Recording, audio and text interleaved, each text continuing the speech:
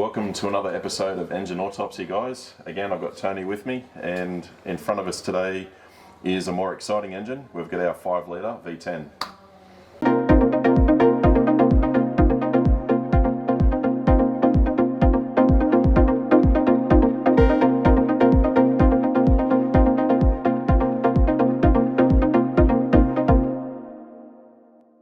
All right, Tony, so today V10, what's this come out of?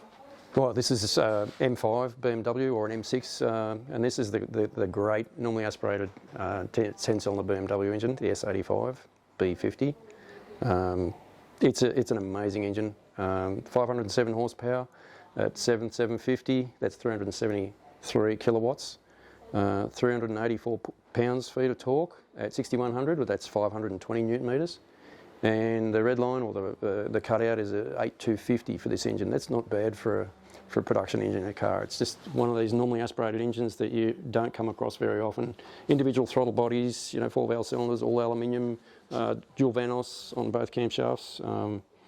It's got an almost like a semi-race sort of a hybrid dry sump system, where in the car there's a lateral G-force sensor, and when the lateral G-force gets to a certain point, the sensor switches on these little electric fuel pumps. There's one on either side of the pump, and actually, because the oil in the cylinder heads can't return back to the sump, it actually then starts to pump the oil out of the heads back into the sump to eliminate that. So that's sucking or accelerating the oil. Yeah, pulling it back down because it can't. The lateral force is forcing it on the side of the head. That's high tech stuff. So these are our throttle bodies here, and this engine's one of the ones that came back as an exchange from a customer. You saw us put together, you might have seen on our social media, we put together a V10 recently, and that's been running in the car now for the last couple of months, and Tony, the customer, is real happy with that one. You did a bit of balancing on that, and everyone noted, the BMW dealership that installed it, and the customer noted that it was a real smooth, free revving engine, better than new, that they said, and the power restoration was really good. Yeah. I'm really happy with the way it drove as a 16-year-old car. Yep. And that's done about 7,000 or 8,000 kilometres now, hasn't missed a beat. So that's good to hear. Yep. This is the one that's come back out of that car, and the customer's been waiting patiently for us to do an autopsy on this guy. We've got mixed results on what this one's problem is. We think it's a cylinder problem. We're going to find out. So start pulling the throttle bodies off, as you can see, and we're going to rip into this and show you guys what's inside them, and we'll explain a little bit about them as we go, and any juicy, exciting bits we'll try and pause and talk about that a little bit and show why this engine's so popular and one of the best V10s ever made as a production engine. This was the first, I believe, first V10. Oh yeah, actually. In a production car. You're right on that. Yeah. So I think 04, late 03 these came out. Yep. The Lambos had the V10s, and I think they started coming out in 05, 06. Yeah. I don't know a lot about the Audi Lambo factory. No, from what I've read, this was the first production car with a V10 fitted to it. Yeah. Should just come in, guys, and have a look at this real quick. This is interesting. I'm just looking down the throat of these cylinder heads, and the CNC port work from factory on this is amazing. See this amazing machine work here, and that's all factory CNC ported. Very, very clean looking intake setup on these. You could actually cut your finger off if you slide it down that there. That's a knife edge. Bit of machine work there. And as an NA engine, I think this all contributes to the science of air velocity and the Venturi effect that these need to produce power. So cylinder head flow and exhaust scavenging and... Well, think about it. This engine superseded, well, it followed on from the S62 5-litre V8 in the previous M5. Right. And that engine was rated it's a 300 kilowatt engine, so it's a 400 horsepower engine with dual Vanos, 4-valve cylinder heads, all aluminium. And that was 5-litre. Exactly. So it's exactly the same capacity with another 2 cylinders, so smaller cylinder capacity.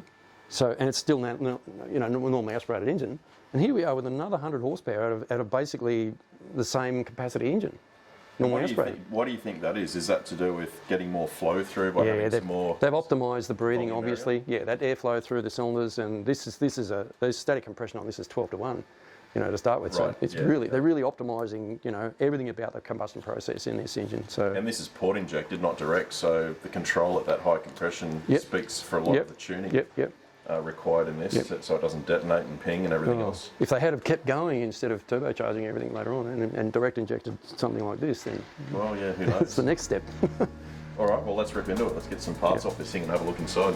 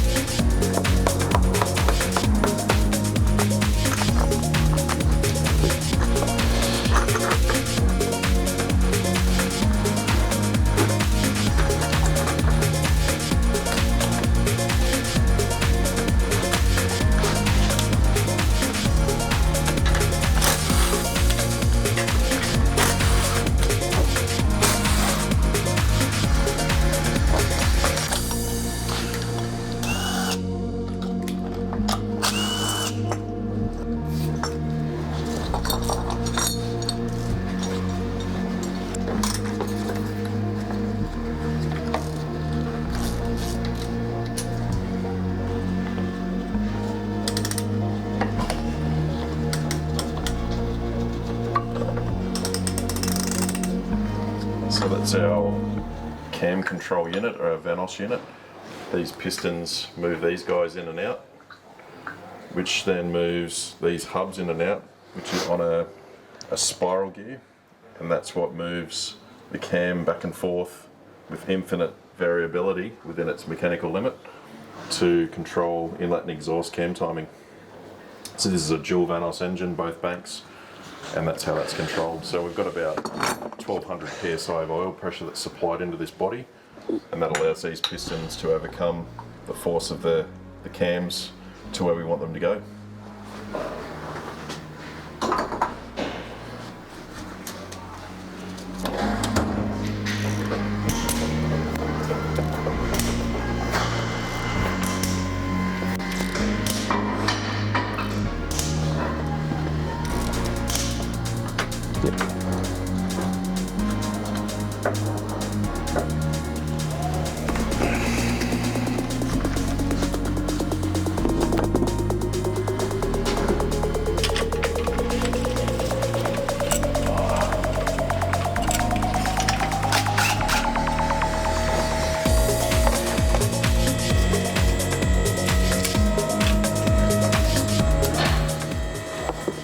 That's real crappy that they've done that, isn't it?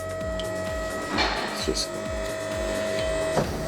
Don't always trust the timing tool sets you buy out of the box. This bolt here has that much engagement for a tool that's supposed to hold a 200 Newton meter bolt in place, so we'll be putting some different ones of those in. Anyway.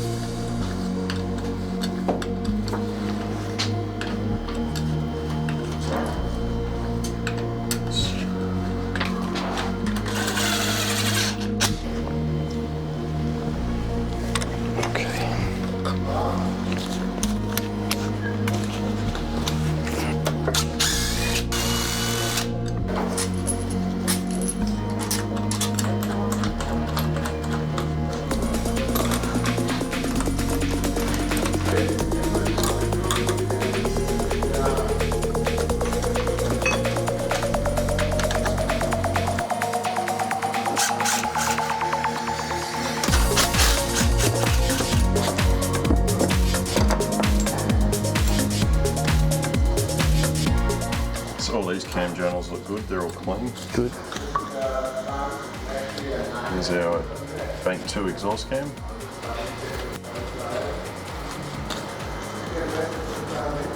So far everything looks really clean in this engine. I haven't spotted anything that's going to tell us a story.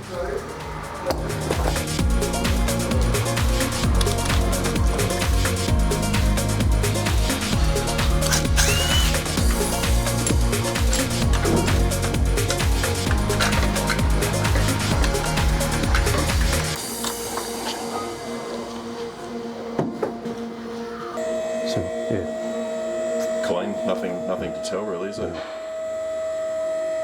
Looks in very good nick. It's one pair of cams, good. And E, I remember my first rookie era when I pulled the BMW engine apart. E must be exhaust, right? No? Es ist immer gut, wenn man ein bisschen Deutsch versteht. Das E heißt Einlass auf Deutsch, it's inlet. Einlass starts with an E. And then Auslass is the exhaust, which starts with an A. Whereas that's where we get mixed up in English because of those abbreviations they're using here, the letters like that. Well, when I found the E, I couldn't find an I anywhere in inlet. So That's then the I'm like, what's A stand That's for? right. And then I Auslass. realised, hang on, this is German. This is the Auslassseite. It's like in German, if you're with someone and you ask them, like if you're, for example, a crane operator and you're telling them to go up or down, and you can say, and they're telling you, or you're controlling the crane, and they're saying up. You think they're saying up, but up means down. Auf means up. So it's just confusing sort of. That would be a bit of a danger, yeah. serious mistake. Yeah.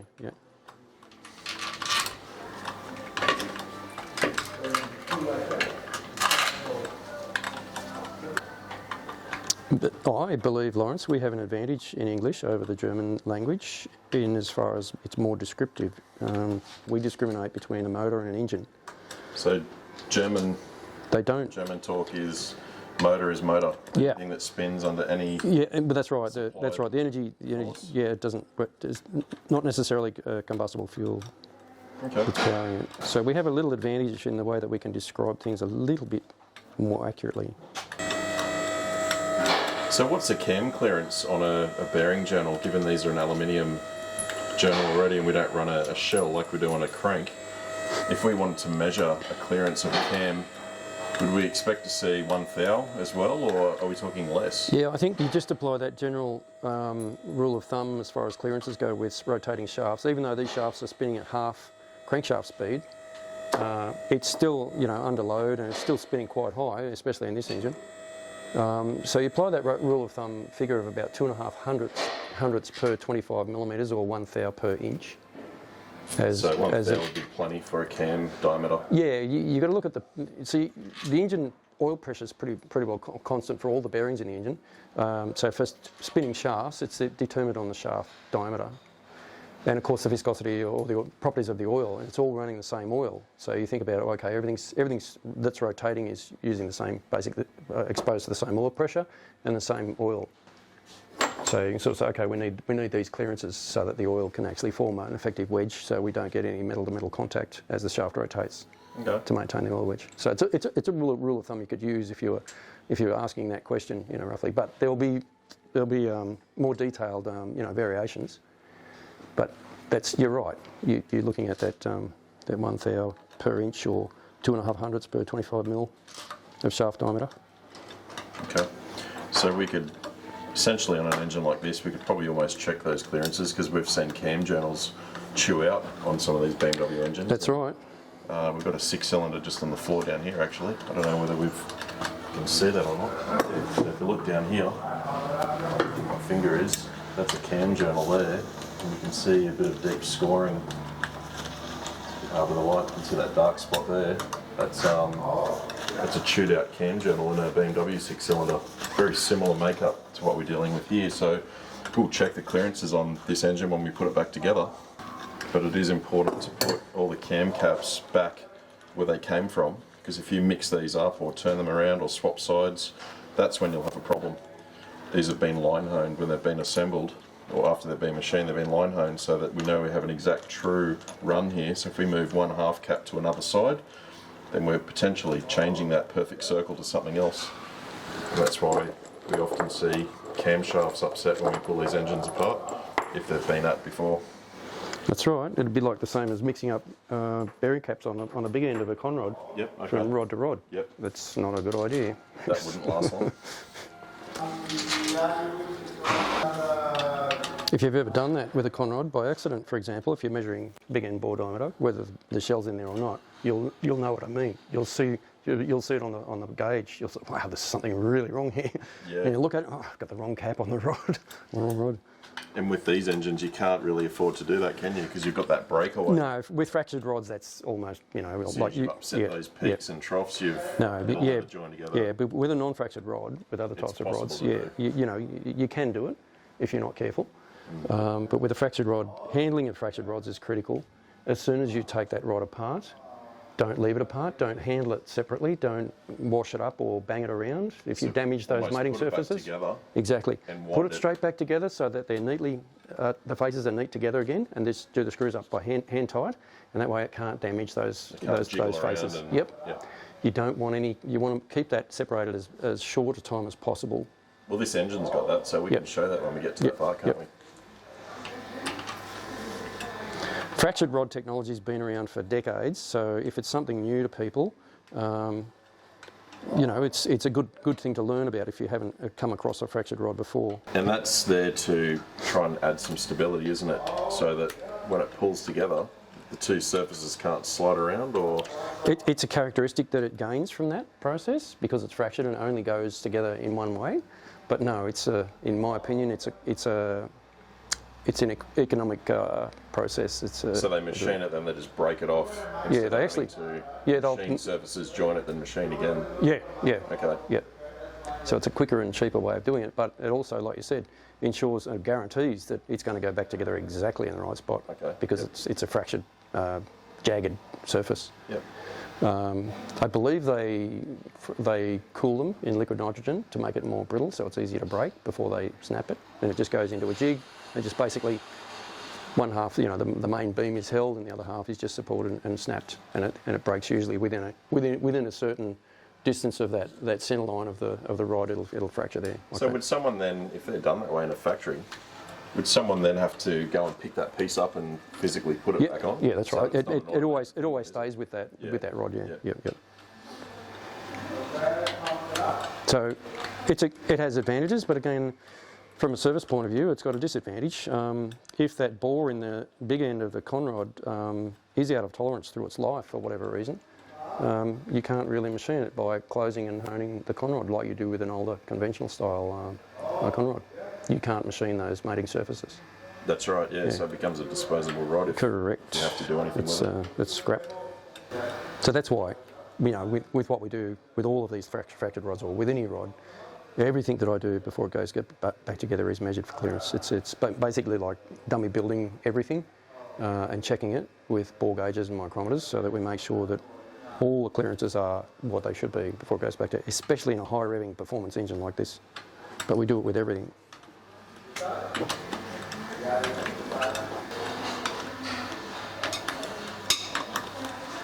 That head bolt didn't feel really tight. Yeah, some of these bolts have been apart before. Wow. I don't know if you want to have a feel.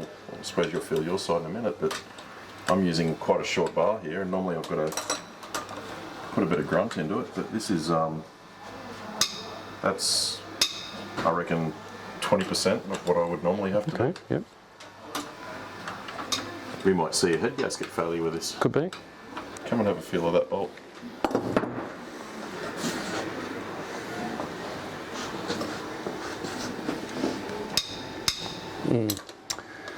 Yeah, not a lot of force on that, not a lot of clamp on there. No. The head did release, you heard it then, it released. Yeah. But okay, we might find a gasket there.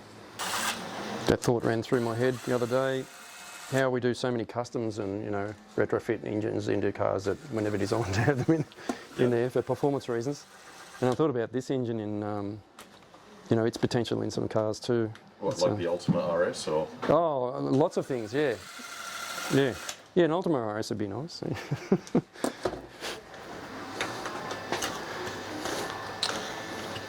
Yeah, I think an Ultima RS needs to be something that we do Well, but there's other crazy ideas too. You could look at some older type, you know, muscle cars and things like that, and just sort of rattle the cage a little bit with put one of these in. Oh, one of these in a muscle car would be fantastic. Yeah.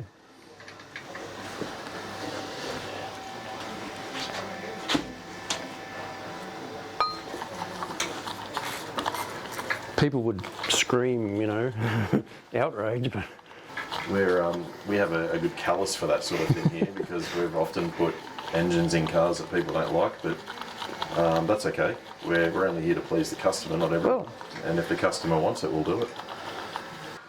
it's just personal taste. Yep.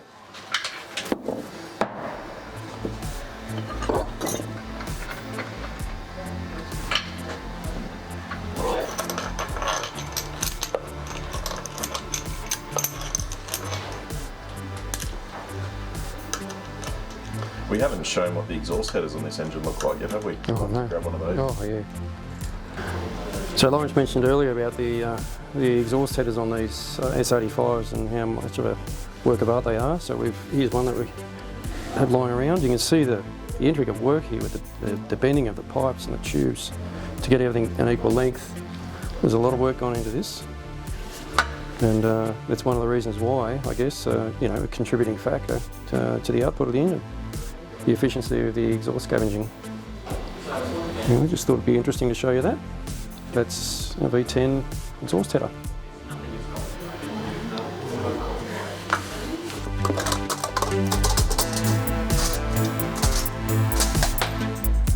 Couple of gals. Just gonna roll that over.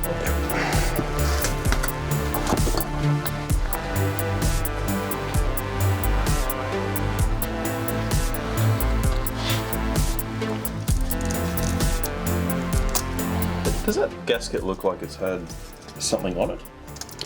No, well, that's it'll come impregnated with that, you know, the surface sealant on it. Look at that though. Oh, that's probably cool. It's some BMW. Oh, yeah. Check the chamber. Okay, come over here the guys, crown. let's have a look in here. So this number one cylinder here, this combustion chamber, has got foreign metal impregnated in it, some fresh gouging marks, and looks like a shotgun's gone off in here. So you can see all these bright speckles. That's fresh aluminium from something possibly foreign going in, or a broken spark plug. The spark plug's not in this cylinder, so we didn't get that back from the guys that pulled this out.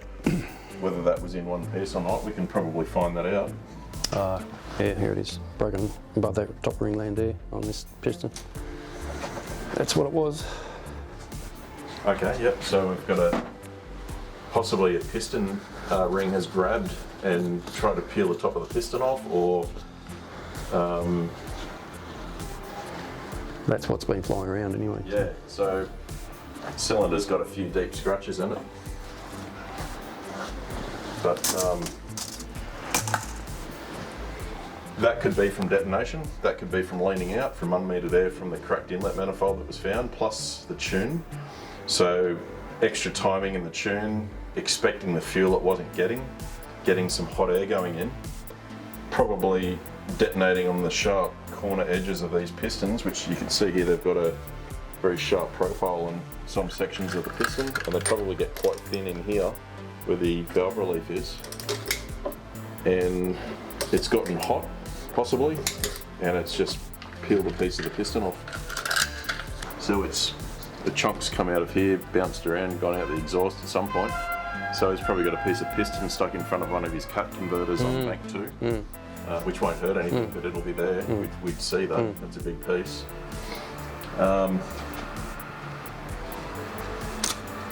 So this is looking like our problem. What we have to now check is that, well, I doubt this has gone in and caused any grief to the bottom end of the crank. We could be lucky and have a salvageable crank out of this engine, which would be great because we have a good block in stock. All right, so we'll pop off bank 1 cylinder head now and I hope we don't see the same damage. What do those head bolts feel like? Pretty much the same as the other bank. No, they're all consistent. I'll buzz them off and we'll get your magnet handy.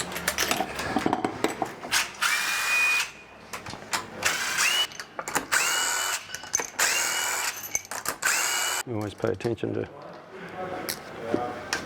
keeping track of your washers. Yeah, well, they're an odd thickness too. It's not something you can just go and get. It's very specifically made to fit in there. And we'll lift this one off. Gently. Wheels off there. Great. Shoes off. All right. Okay, I've got it. Looking good this side. Yeah, the chambers look good. Those exhaust valves are the right colour. Yeah, this side looks nice. And So, okay, well, I think we're good on the. Our top end has been revealed that we've just had a cylinder failure on number 6. So we'll flip this guy over and pull the pants off it now and check and see what's going on inside the bottom. Hopefully we've got good rod bearings, and hopefully all the oiling system looks good. There's no evidence telling us so far that there should be another problem, but we'll get this thing torn right down and then we'll process the good hardware and try and recycle another engine out of it.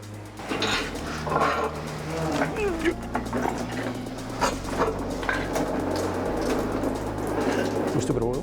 Or is it How much is coming out? Is some better repair, is it? These oil pumps are loose. It looks like a bit of repair there.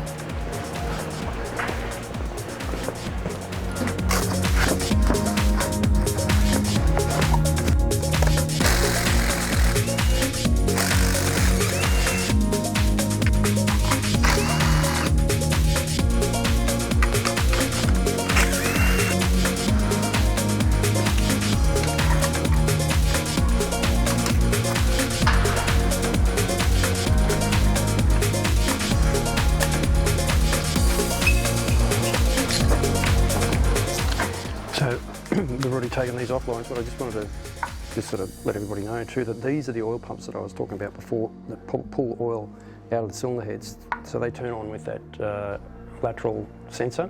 Okay, yep. So when the car senses lateral That's right. G-force, Then the appropriate pump on that side comes on and then pulls the oil through the galleries. so it's laying up that bank of the engine right up to the top. Yep. And it'll suck all that down. And these are the pumps. gravity. So there's one each side, and Yep. these are the pumps. Yeah. Okay. And features like that are not common on production car engines. You know, they're there for a performance reason only. You know, so.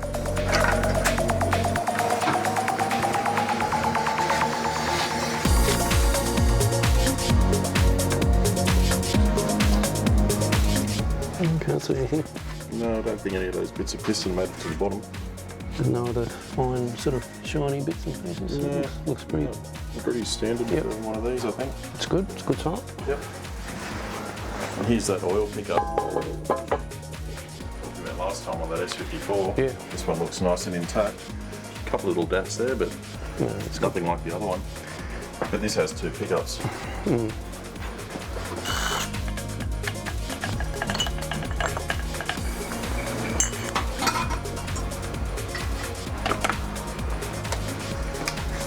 Loose. So they've had it apart, you know, a fair bit, but you know, they haven't had, like we said, they haven't had the cam covers off or the heads off. They've had a lot of other parts apart.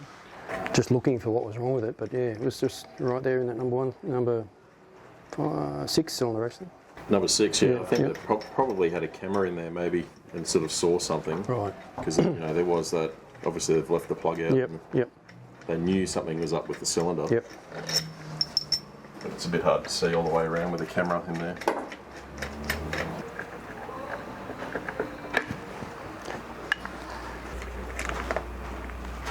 So that little tensioner there, that plunger, as soon as you remove this pump here, that'll pop out, you know, or if you forget it and you turn it over, you'll lose it Right. on the ground. So because that's integral, that's into the crankcase itself. That one has, it's not a separate Yep. tensioner for that. So this high pressure line runs up inside the timing case, if you like, up through there. There's a flexible line, and it comes out over here, and that's Yes. where the hose goes, or the pipe goes on there and goes to each cylinder head from there. So this line, when you're putting it back together, you've got to make sure this line's in place before you put the pump on there, because you won't get it in otherwise. Well, that line's actually a braided remember it's a flexible brake that's line. right, that's right. And they leak, they internally blow. Yeah. And that's why we do a Vanos pressure test on these sometimes to determine whether they need doing. Yep. We replace that line Yep. whenever we do a rod bearing Yep. job on these engines. Right, yeah. Just while we're halfway. Every chance I had, I'd replace that line because it's so in a critical place. Yeah. On our channel, like quite a while ago, I've got a little video of pressure testing one of those underwater with 15 psi, and you can just see it bubbling there. Yep. So you can imagine at 1,000 or 1,200 psi. Oh yeah. How much oil pressure that's losing. Yep. And it's always overlooked as well as a fault on these things, unless you know to look at that. Yeah, that's right. This is a big problem. That's right. People say engines are engines, but some engines have peculiarities that are worth noting, or worth learning about before you go too far into it. And the backlash between the crank and this gear is critical when you're assembling as well. Oh yeah. Look, so you can see here they've put a shim under the pump here on the side too to get that backlash right. Yep. So there must be a part number for that shim. Yep. Whether it's required or not is only known when you're reassembling and checking that for that backlash in there. Well, we'll put new chains in. We might even put a new Vanos chain sprocket behind. You can buy those just to give it as much chance as possible as not stripping. Because if that goes, then it takes out the main engine oil pump too, so you lose the engine. Yep. Now you can see that plunger for the tension is exposed there. So it's a plunger, spring, and there's a spring seat in there as well for the spring itself, so I'll get that out.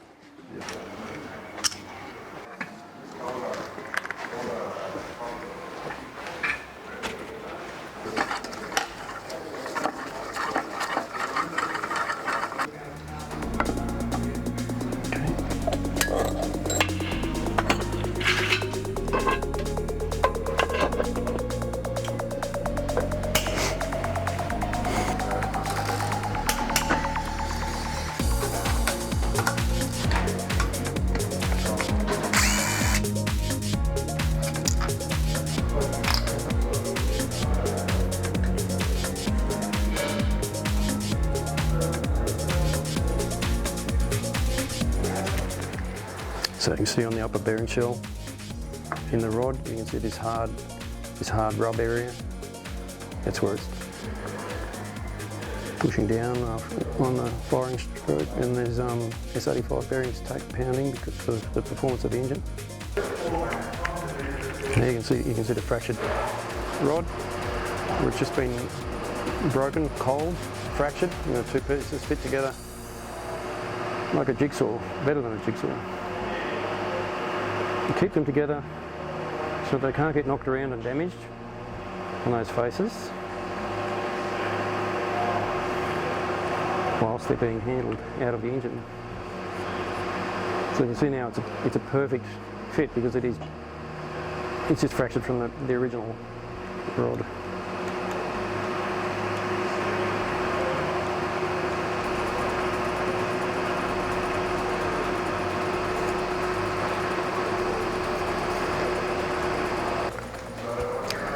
Similar mark, they're all going to be similar on that upper shell. You see that hard rub mark there on the top of the bearing. It's something to worry about. When you see this sort of a hard rub on a bearing like that, the stress, it's fairly, we'll see it's even amongst them all.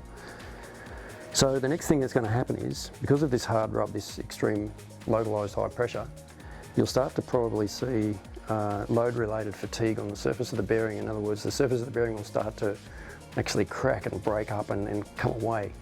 And that's a load-related fatigue problem that the bearing's suffering. Yeah, you can see that they're all so far in the same place, and it's indicating that it is definitely a load-related. It's not a clearance-related issue.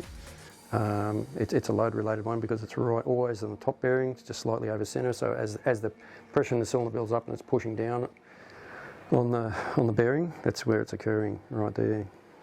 Fixed cylinder with the damage to the piston. So let's have a look. And the big end's showing that hard rub, like all the other cylinders are, but the others haven't shown the lower bearing to have as much of a rub as this one. So you can see that rub there on the lower shell as well as the top. I'll show you a lower one on another cylinder, and you'll see it hasn't got that hard rub there like this one has. Now that could be because of, we were getting interference from time to time as that piece of piston crown was bouncing in between the head and the piston here, and could have been the reason why we've got that hard rub on the lower half there. But that's typical with all the other upper halves, with that hard rub on the S85 big end bearing. So it is something that's a lot of people have mentioned and noticed. You can read about it, you can watch it on YouTube with S85s with the big end bearing concerns, and there you see it. So the thing to do with your M5 or M6 S85 is to keep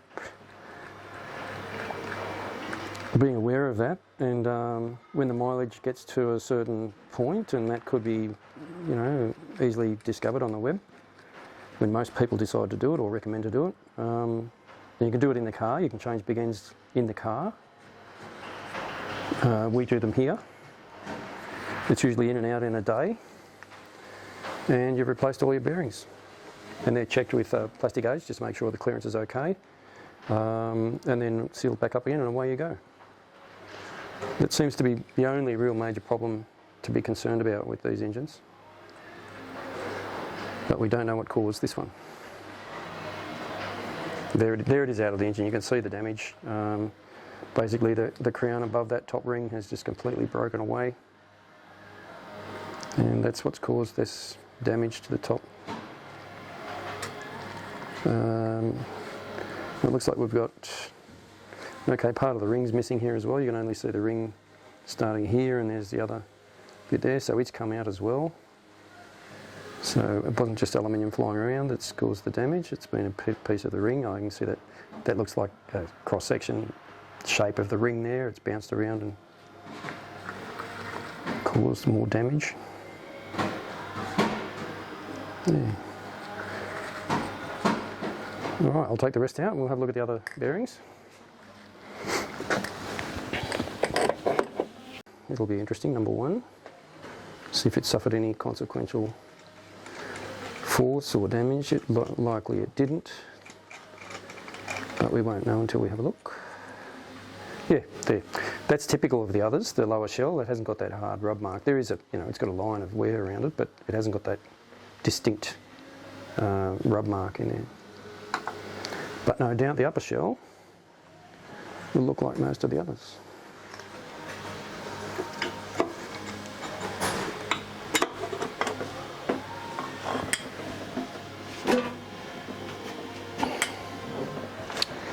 And there you see it. It's pretty much identical to the others. So they give you an idea of what it looks like and what you should be concerned about when you're seeing that. That's a little bit excessive wear. I'm not saying it's not normal, but it's to the point where it's getting a bit of a concern. It's time to change out.